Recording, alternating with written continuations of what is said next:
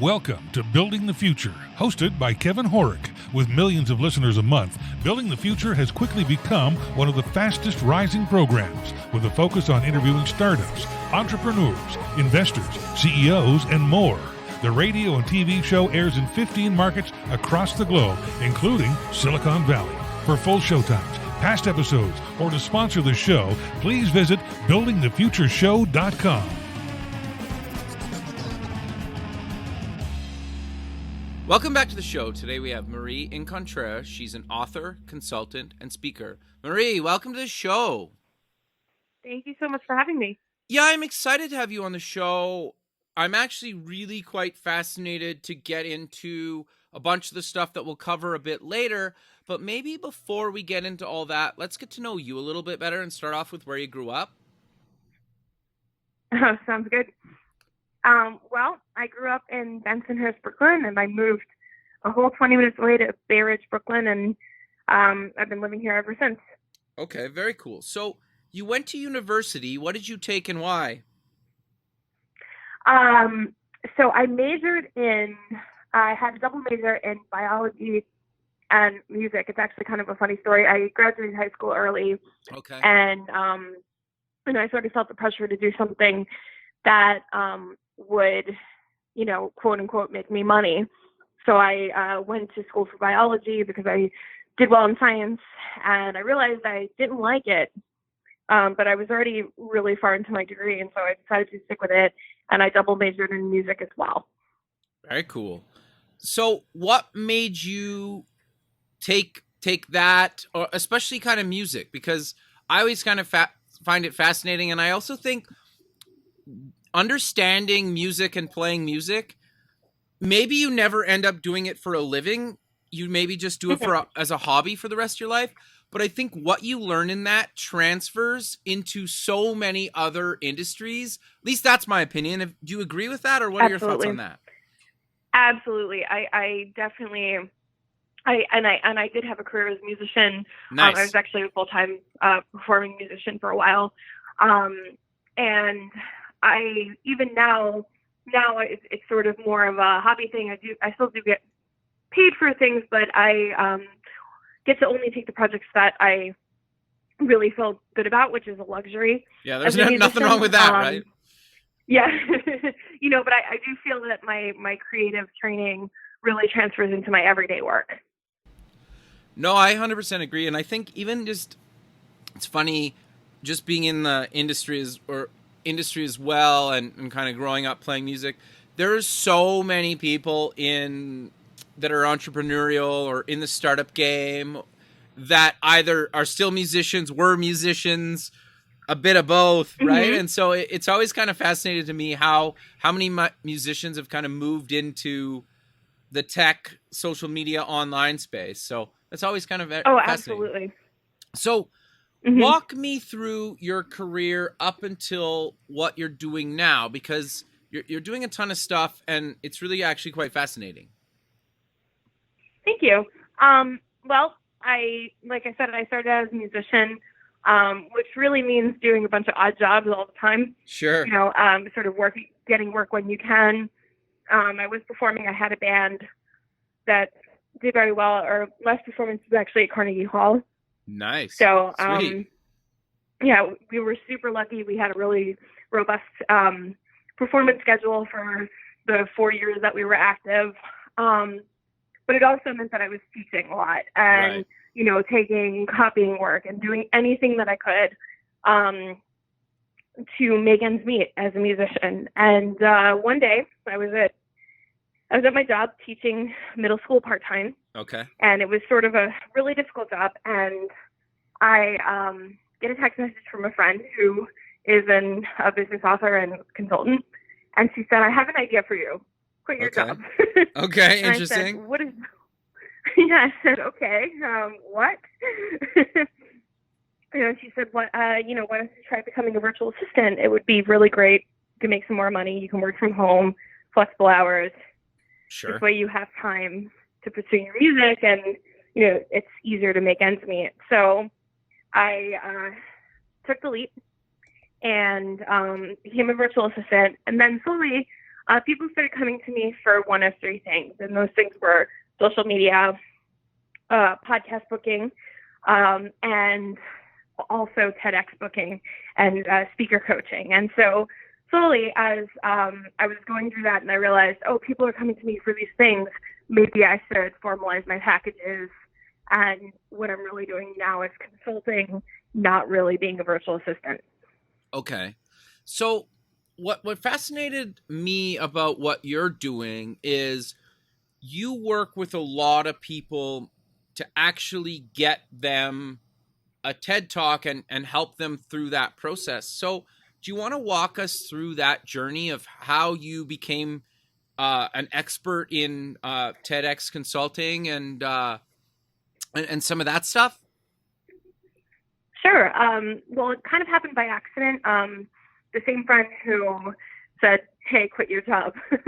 Nice. Part of the reason I was able to do that is because she sort of helped me get started. And, she said, I'll, send you a few clients. And if it works out, you'll start getting referrals. And so one of the first clients that she sent me was somebody who needed to get booked on a TED Talk. He had his idea, and and she said, yeah, you could do this. Just here's the site. Here's how you book.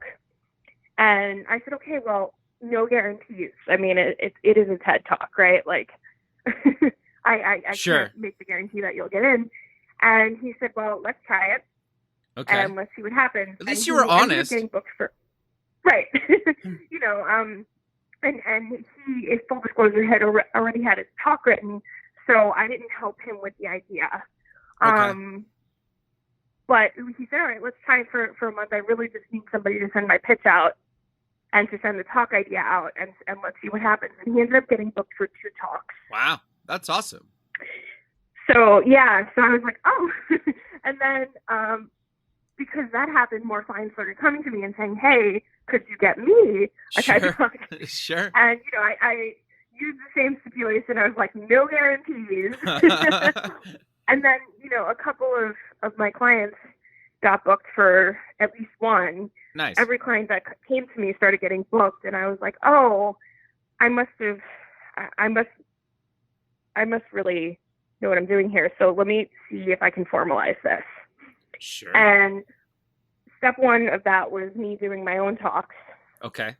Going through the pitch process myself. I got as creative as possible with my ideas so that by the time I had done my talks, I really knew the system. I knew it worked. I knew it didn't. And I formalized it as a premium offering. Sure. So I know I don't really want to give away everything that you do for your clients to get them a TED Talk, but what do people need to think about, or where should they come to somebody like yourself in the process? That's a great question. And for myself, I work with people at all steps of the process. So people come to me with a completed idea. Some people come to me and say, hey, I've written this book. Here's what I consult on. Here's the blog that I write, I contribute regularly to whatever high profile publication. Sure. What ideas that I have could be TED stage worthy. Nice. So I do coach, and I do also just go through the whole pitch process. But my thinking, and so far I've been right, Nice. is that everybody who works with ideas for a living has the potential to give a TED Talk. And Interesting. it's really just a matter of taking your idea, making it something that, number one, works with the TED guidelines, and number two, is something that only you could give. So I'll give you an example. I have a lot of clients who, in the beginning, they come to me and they say, hey, I want to give a talk on being mindful. Okay. And I'm sure. like, okay, go on the TED website. And you and everybody else wants to give a talk on this, so it's really about, okay, maybe you could give a talk on mindfulness, but how do you give a talk that nobody else has given before? Interesting. Sure. No, interesting. So that's when I say come to me, is when when you have the ideas and you're an expert in something. Okay. So do you work with somebody, like if I come to you, do you work with me to figure out what I could talk about based on my experience? Okay.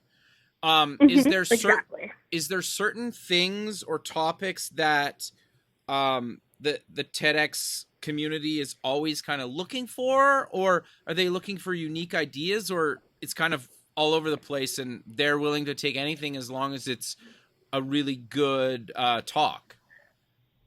That's a good question. Every TEDx event is different, so some of them have a theme, and the themes generally tend to be pretty general. Okay. Like, for example, I was a part of one that their theme was change your mind, change your life.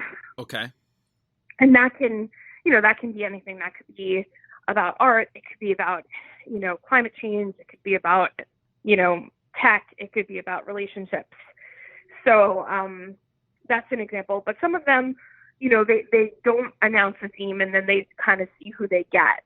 Okay. Interesting. So, yeah, so it's really, in the pitch process, it's a matter of, once the idea is there and you know what you want to talk about, yes, you can hone it to fit talk's theme, but you also want to cast a wide net so that, you might get accepted in, California or New York or, Minnesota or wherever your talk is also a good fit. Okay, so wait a second. I know, obviously, I think most people have heard of TED, if not everybody at this point. Can we step back for a sec? What's the difference between TED and TEDx? And then I want to dive a little bit deeper into the location thing you just touched on. So, do you want to start there? Sure. Maybe? So, okay. Absolutely. So TED is technology, entertainment, and design. And they're short talks, 18 minutes or less, about an idea. And they're research-backed. Okay. So you don't sell during a TED Talk. Like, for example, if you're talking about the ideas in your book, right? You don't say, in my book, I found that XYZ. Got you. But you talk about the research in your book. Okay, interesting. So you're kind of soft selling, right? Yeah, exactly. Yeah, okay. There's a concrete takeaway. It's actionable. It's something that people can use. Right. And it's research backed. So, you don't get up there and say, hey, I don't know, listening to music for 10 minutes a day could change your life, right? Sure. That could be your idea. Okay. But if it's not backed by research, it's not a TED Talk. And then TEDx are independently organized TED-style conferences. Right, okay. So you mentioned something, I wanted that background just so people understand, is so you get people to talk at the different events, but they don't necessarily have to talk at a local event. They can talk at, anywhere globally, right? That offers one of these events. Right. So how does that work? Absolutely. How does that work, and how do you decide if I should try to talk in California or New York or somewhere else in the world? Well, the way we do that is, and that's part of the reason that I'm in business, right? Right. Because there are so many talks all over the world. They're happening all the time. And the best way to get a TED Talk is to cast a wide net. Okay. Interesting. Right? So you say, here's my idea, and you really should be willing to go wherever they'll take you as long as they have a good video. You're going to get a good video out of this. That's the point of giving a TED Talk, is that you have this video. Sure. That you can post online into social media and wherever else you want to promote, right? And to be fair, and you can correct me if I'm wrong, I think using something like a TED Talk gives you very good credibility. There's other ways to get credibility, but TED is very much up there at kind of, they're one of the pinnacle things to achieve in your career. That's my opinion, and I've never done one. Absolutely. So absolutely. Okay. So, Absolutely. And I will say, I personally, when I did my talks, the month that I did my talks, okay. So the video hadn't even come out yet, were the months that I saw an increase in my business. Okay. So Because why? all of a sudden you have that name next to you. You have the TEDx logo next to your name. Sure. So what was your talk about? Just out of curiosity. Well, I did two. Okay. My first one was about jazz, Okay. and how jazz is a great example of innovation Sure. for business leaders. So it's a really great model for business leaders to be looking at when they're interested in innovation. So that was my first talk. My second talk was about exercise and earning potential, and how being healthy can statistically make you a higher earner, whether you're self-employed or working a job. Okay. I agree with both of those, but do you maybe want to give a little bit of a in-depth, quick kind of what do you cover in each one of those talks? Because I think they're very much relevant to my audience, but I also want them to go check them out online. Sure. Yeah, please do watch my talks. Okay, so the jazz one, it's called Jazzpreneur. Okay. Music is the answer to business innovation, and Sure. it's a look at. I tell a few stories in it about what innovation looks like. So one example is there was an instrument maker in the late 19th century who liked to create hybrid instruments, and most of them went down in history as kind of like these novelty instruments, like using a tuba and mixing it with a bassoon, for instance. Okay, interesting. And it produces a whole different sound. So he took a bassoon and a clarinet, and he created a hybrid, and it was meant for an orchestra, but this instrument was really too loud and it was too brassy, and yet it kind of didn't work. It kind of overpowered a lot of the orchestral instruments, so it really didn't work. Okay. And that instrument maker's name was Adolf Sax. Okay. And what he had invented was the saxophone. Interesting. And so completely by accident, jazz musicians saw it. And what really didn't work for the orchestra actually was perfect for a jazz band, because the saxophone was unlike any instrument that anybody had ever seen. It could, it had the expressive quality, and yet it could cut through a whole jazz band. Sure. Interesting. Very cool. So that's one of the stories, that I tell it in that talk. Very cool. And the second talk? The second talk is about exercise and earning potential. So last year I started playing roller derby, and I used myself as a case study and also looked at workplace wellness initiatives and business leaders who have committed to their wellness and physical health as part of their business model. And, talking about people like Richard Branson and Mark Sure. Zuckerberg, they're very, very careful, and they treat themselves very, very well. And they're some of the highest earners in the world. Sure. It's hard to argue with that, right? Yeah. So, okay. those are my two talks. So I'm curious though, and I would put myself in this boat. It's hard to make time, or it's really easy to put off taking care of yourself, right? Like from a health perspective, or eating healthy, like it's so much easier to just pick up some crappy fast food that's bad for you and say, okay, well, I'm not going to work out tonight because I have a pile of stuff that I'm behind on.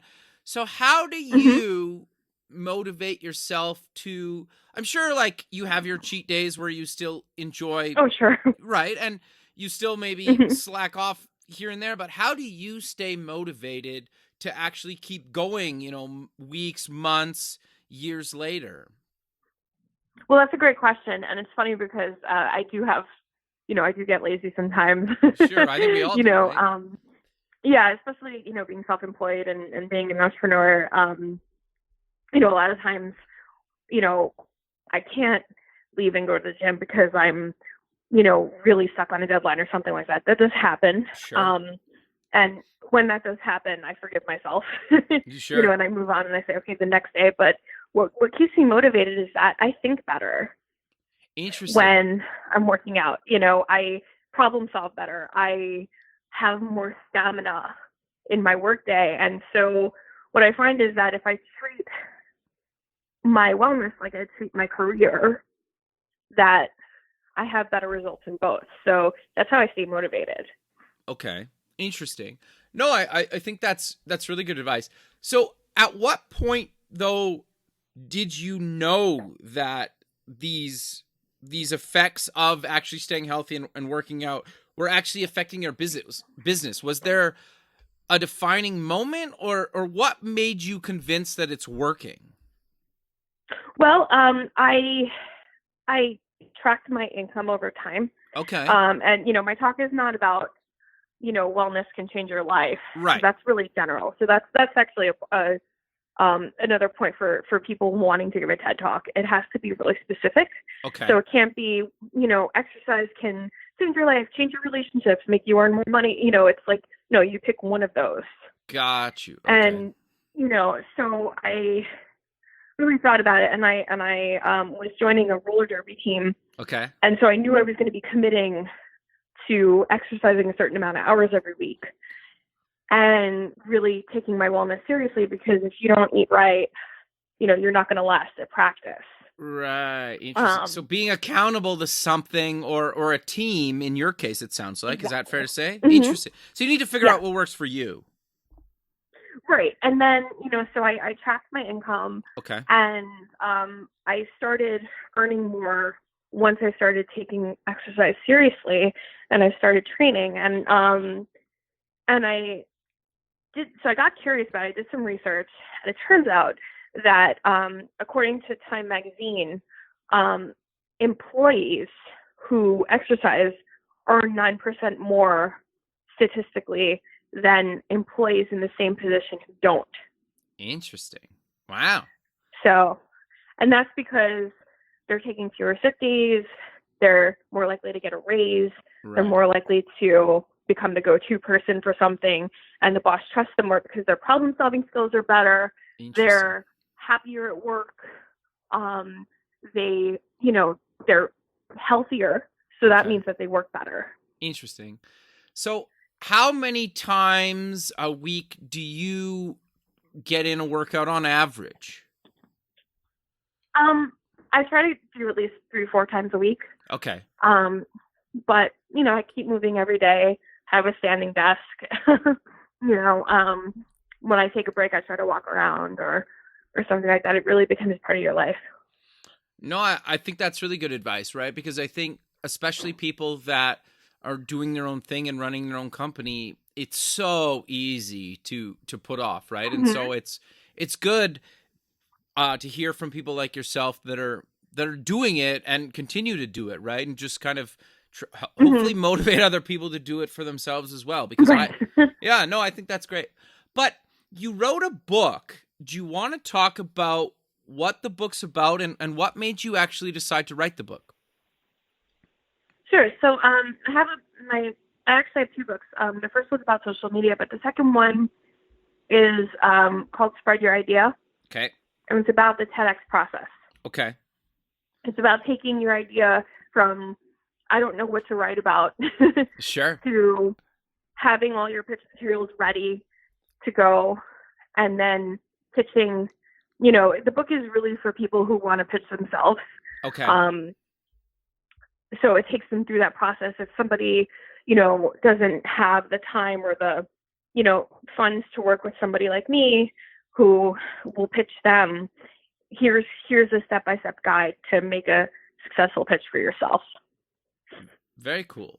So obviously you decided to write the book because you've been doing it for a while and that makes sense. So I'm curious though, what made you decide to kind of give that away to people? Because in a lot of cases, you're almost sabotaging your own business, right? Well, sort of, but not everybody has like I said, has the time Sure. or the means to work with somebody like me. The reason people come to work with me is because they're busy professionals, and it's not that my method is not rocket science, right? Like, it just takes a lot of time. Go to the, Sure. the coaching is one aspect of things, and sort of peeling back the layers of the talk idea, that requires expertise, absolutely. But, the actual pitch process, it's just time consuming. And so my book is really just kind of like a quick version of here's how you do it. Gotcha. And by the way, if you don't have time for this, you can come talk to me. Yeah. Okay. So have you found that a lot of people that have bought the book end up hiring you to do it for them, and they just really wanted to understand the process of kind of what you're going to go through for them? Yeah. I mean, I found I wrote the books. I have written my books over my career because I wanted that social proof aspect of things. We talked about credibility, and I think that there are two things that offer maximum credibility, and one is a book, and the other is a TED Talk. But people are more likely to watch a TED Talk than read a book. So that was sort of why I wrote it. No, I 100% agree. I actually wrote a tech book on a framework years ago, and you're right. Like, it's interesting because if you have a book published, you automatically have credibility, even if they've never even opened the book, right? It's an interesting thing. And you're right. The TED Talk is kind of the same, or maybe you could argue the next level of a book, just because people are way more likely to watch the video than actually buy your book, even if it's digitally, and read the whole thing. And the other thing, in my case, unless you understand or want to know the framework that I wrote the book on, because I had family members who are like, I'm going to read it cover to cover. It's like, don't even bother. You need to understand, you need to have a bunch of skills in a certain thing before you should even read the book that I wrote. So if you, and you're not even in tech, so like, don't even bother. It's just like, it's code examples and how to use the framework to build what you want to build. So don't bother. But it's interesting. It got me a lot of credibility in my career. Yeah. So I totally get that. But I'm curious to dive a little bit deeper into some of the other stuff that you do, because you do a lot of social media stuff. You wrote a book around launching a book and kind of the social media side, and then you do some other consulting services. So let's cover some of that stuff. Sure. So my social media service, of course, I did write a book, and it's funny because we were saying that, and the social media book is actually more a calling card than anything. So like when somebody's on the fence about hiring me, I just send them the book. And, this way they get an idea of how I work. Interesting, that's actually really smart. Yeah, thank you. I mean, it sort of happened once or twice, and I was like, oh, so I understand. A book is a calling card. Cool, Okay. So is that what motivated you to write the book originally, or how did that come to be? Well, I love writing, and I actually did the self-publishing school program. Okay. You've probably seen ads for it, Chandler Gold Self-Publishing School. Yeah. And, I was watching one of his webinars, and what sold me on it was he had a book in a weekend challenge. Okay. Interesting. And I said, okay, I'm a sucker for stuff like that. Like, if you give me 100 days exercise challenge or, 30 days of whatever, I'll do it. Okay. Gamification works for you. Interesting. Yes, exactly. So I said, I got to try this. And so I bought the course. And, of course, you're not writing a 200-page book in a weekend, but you're writing, your first how-to guide. Okay. Or, the thing, and his guide was, your first book should be about the thing that you can't shut up about. Okay. Or the thing that people come to you and ask you about all the time. I said, okay, well, so I have this business and I have these 3 things that I do. So I decided to write about social media because I saw a need, because I work with a lot of business authors and nonfiction authors. Okay. And so in 3 days, I wrote probably 90 Word document pages. Wow. And then it took me a little while longer than that to, edit it and publish it and everything like that. So that was the first book. Okay, so what do you cover in the book? I think it's pretty clear by now, but just for people that, that maybe are still kind of wondering. Sure. So I cover how to leverage your online presence and by the way, a book can be a product. It can be a video. It could be your new blog. It could be anything. So the principles are the same, whether you have a book or not. So it's a good book for, pretty much anybody who has some thought leadership or a business. But it talks about how to leverage your online communities so that you get some traction around your book or your product. No, I think that's awesome. So I'm curious though, you're obviously very much involved in the social media space and helping others and yourself promote online. What advice do you give people? Because I think there's 2 camps, and I'm always on the fence. Like, obviously I need to do social media for the show, and I kind of have a love-hate relationship with social media. Part of the reason I love it so much is because you obviously can get out to a ton of people, your content, very targeted. Why I would say, like, the hate part of social media is I like it can be so time consuming.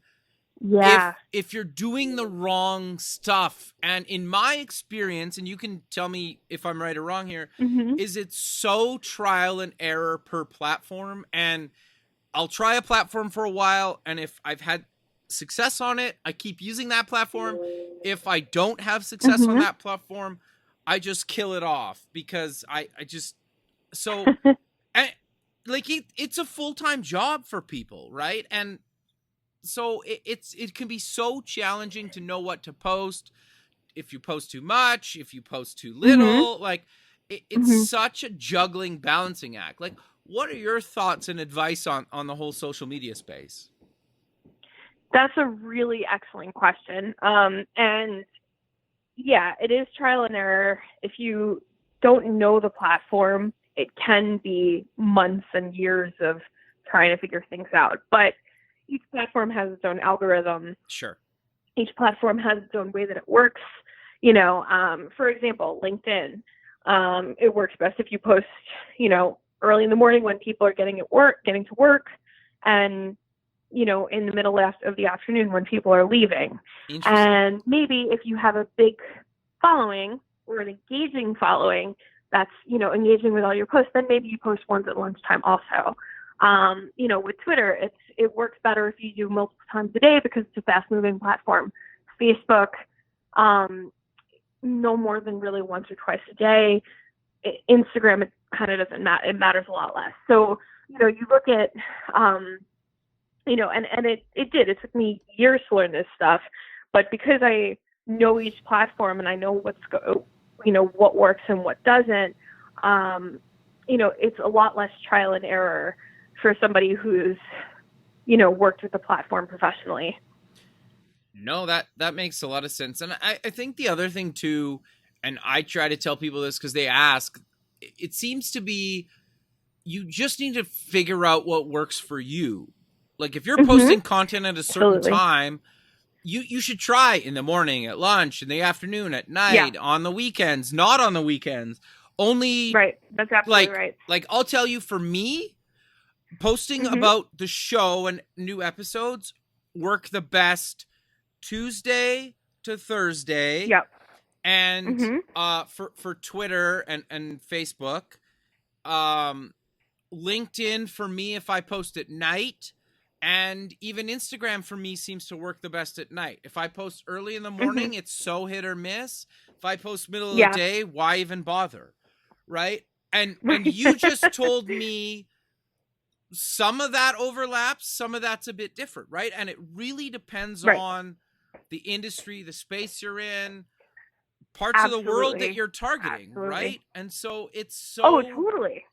But it's interesting because I've had people say, wow, social media is garbage because I only get like 20 likes, or I got 3 new followers this week. It's like, well, sure, those numbers might be low, but if you have 3 new followers that are actually interested in your content compared to, say, 3,000 followers that maybe 1% of those people may be interested in your content, is that what's better, right? Absolutely. No, you're absolutely right. And I've had, the thing about social media is that, you also have to take into account your existing platform. So if you start, if I start with somebody who has 50 followers, sure, on LinkedIn and, 5 followers on Twitter or whatever, it's important to hedge your expectations. You're not going to get thousands of followers overnight. Sure. It's just not, However, if you have 10,000 followers and we start working together, you can expect, and you should expect, that those followers should be engaging with you. Sure. And so we look at things like ratios and growth and trends over time. For me, social media is not a game, and it's not abstract. So it's not like, oh, this looks really nice. No, we look at engagement every week and we say, how's this going? And if engagement dips, well, why did it dip? What content is working? What isn't? How do we adjust this? And you're right. Everybody's needs are different. I have a client who does a lot of international speaking, and so we post in the middle of the night. Sure. I schedule posts to go out in the middle of the night. Makes sense. No, the engagement thing is something that I kind of want to dive a bit deeper into, because the thing that I find really interesting, and I'll use myself as an example, is I don't know, certain platforms I have a lot more followers and engagement than others, and it's really hard. Like, it's not hard to get tens of thousands of followers. What's really hard is to get tens of thousands of people to engage with you. And and so it's better to have a few hundred followers with high engagement than tens of thousands of followers with no engagement, right? And I get it's never... Absolutely. But I'm curious to know, how do you get your followers, and I get it's probably different per platform, but how do you actually get engagement up? Because I think that's the hardest thing on social media. So that's a great question. And part of it, and this kind of speaks to my other service, which is, publicity, is creating content is so important. So the reason to be on social media, especially for a thought leader or, an author or a business person, is that you want to build digital trust with your audience, with your potential audience or your existing audience. So the way you do that is you produce content. Right. You have podcast conversations, or you blog, or you appear on the radio, or, you have a video blog, whatever the case is. Producing content gives people a chance to interact with you before they buy from you.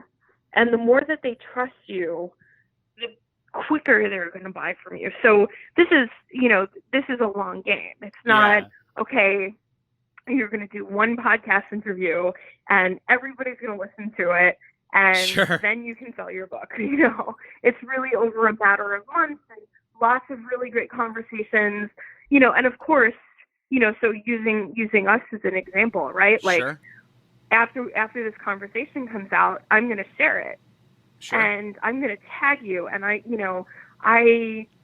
going to make sure that you look really good in front of my audience as in addition to me looking good in front of your audience. Totally. And hopefully we build from that, right? Like hopefully some of my followers follow you now, and so hopefully some of your followers follow me. Totally. And it's meaningful. It's not just, oh cool, look at this. Oh wow, cool. No, it's oh, I listened to this and now I trust your opinion because of what I heard you say on this podcast.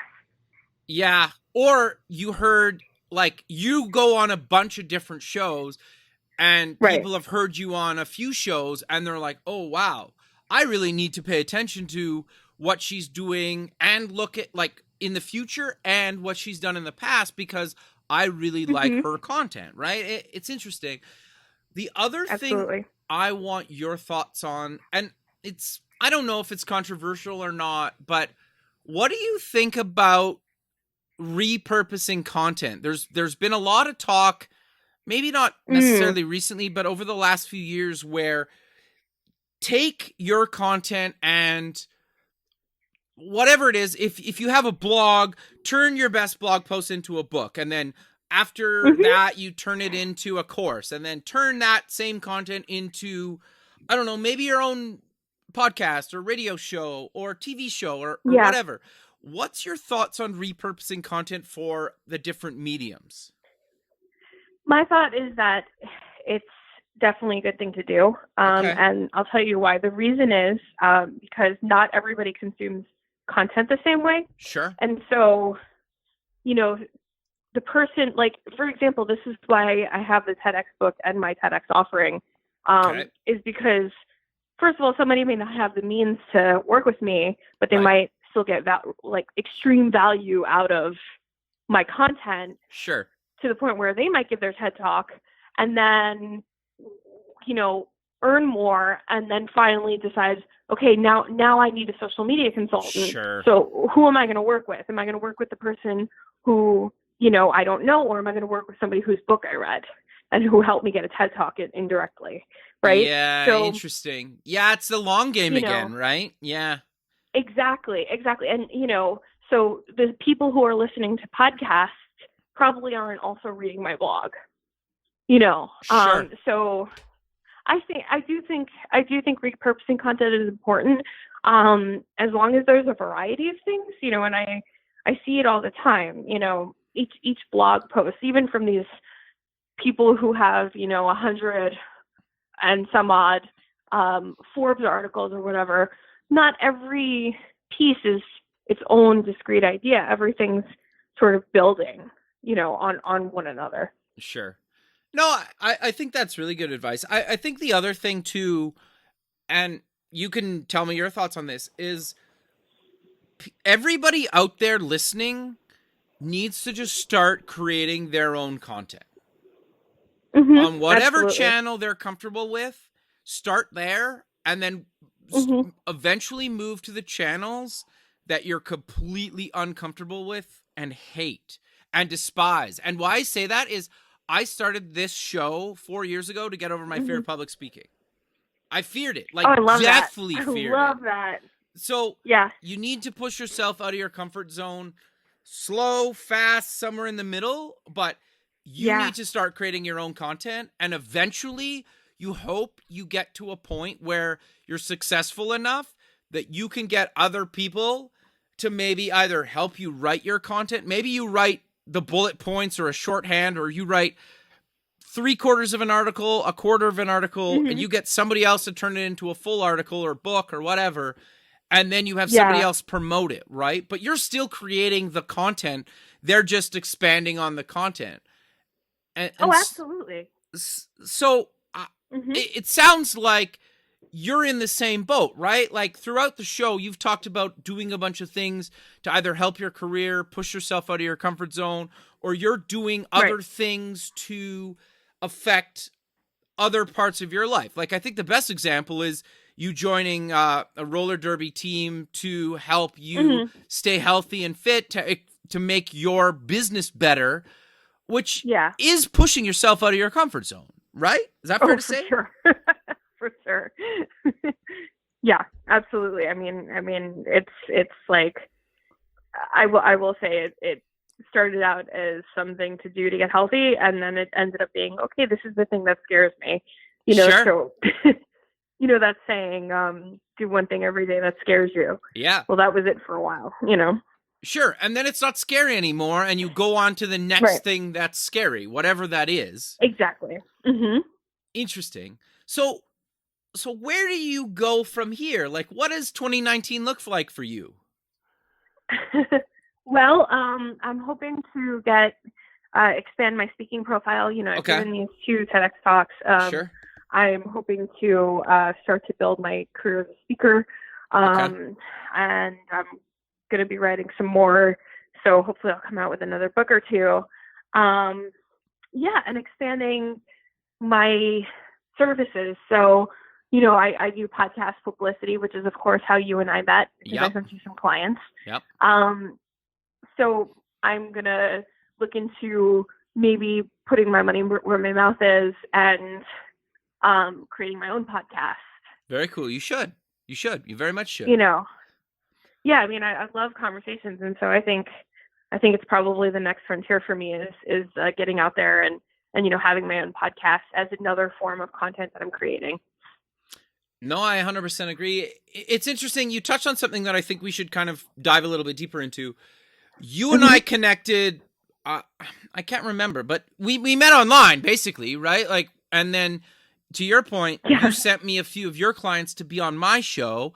And so, and then I was like, well, let's talk about all the stuff you're doing, because I think it's very relevant to my audience as well, to get them thinking about all this stuff, right? Because I think doing a TED Talk is kind of, I get people could probably just Google it and or read your book, but it's still kind of this mystical thing that people don't really understand, right? And certain generations of people still just don't Google something, which I find really quite fascinating. Like my parents' generation, and I don't mean it mean, because I had my mother-in-law called me the other day and she's like, how come YouTube doesn't work on the Apple TV? And like, it was my old Apple TV that I gave her and I don't have one anymore. And I was like, I don't know. Let me Google it, why it's not on there. And you have to like install it now. Right. And it's just like certain generations don't Google things, right? Where, oh, for sure. Which is, to me, is like, it just seems crazy at first, but then you step back and it's like, well, no, like you and I grew up just Googling everything. Right. And so it's just like it's almost like an automatic reflex. And now I don't even Google it. I just ask Google and it just tells me. So, but so many people don't think about this stuff until they're kind of in it or whatnot. And the point I'm trying to make is there's people like you that have figured this stuff out, and people are willing to pay for that because it takes a lot of time to figure this stuff out, right? It takes months, years. Absolutely. And maybe like it takes years to master one platform, never mind all the platforms. Yeah, for sure. You know, and I've, you know, the people that I work with generally, you know, it's not that they wouldn't be able to figure this out if they really took the time and committed to it, you know, especially with social media. Social media has to be engaged with every day. Yeah. It has to be taken care of at least Monday through Friday, you know. And sometimes scheduled on the weekends, depending on who your audience is, you know. It's really just a matter of why take that time if there's somebody who's already an expert in it, and, you know, then that's their business. Because who has time to do it when you're running a business or writing your book or, you know, creating great content out there? Like, who has the time to also play around on Facebook? Sure. No, fair. And creating new content, especially when it's about yourself, can be really, really challenging. Like, I've had other people on the show where they're like a expert on a certain platform and they struggle creating content for themselves on that platform that they help other people. But the fact that you're an objective third party, you can go into a company or speaker or whoever and say, look, you're in this space. People love content about you in these categories. So we're going to post more content in these spaces, where if you were doing it for me, I would be like, I don't know what people care about, but you could come in and say, you know what, Kevin, people care about these things, so let's post more about these things, right? And I think that adds more value than a lot of people think about, because it's a struggle to create your own content. Oh yeah, it is. For sure it is, you know, because especially, you know, for the longest time I was like the cobbler's daughter has no shoes, Sure. where I was helping people create content and, advising them and everything. And my own social media platforms were really anemic. Yep. So I definitely get it's really hard to sort of know what your audience wants. Yep. And sometimes the social media platform will tell you. I'll give you an example. I have a client, and she's so good about creating content. She writes for LinkedIn. She writes for Thrive. Right. She's always creating new blog posts. And she did a podcast episode talking about her journey from entrepreneur to executive. Okay. And it had a lot to do with failure, and it had a lot to do with changing your dreams later in life and things like that.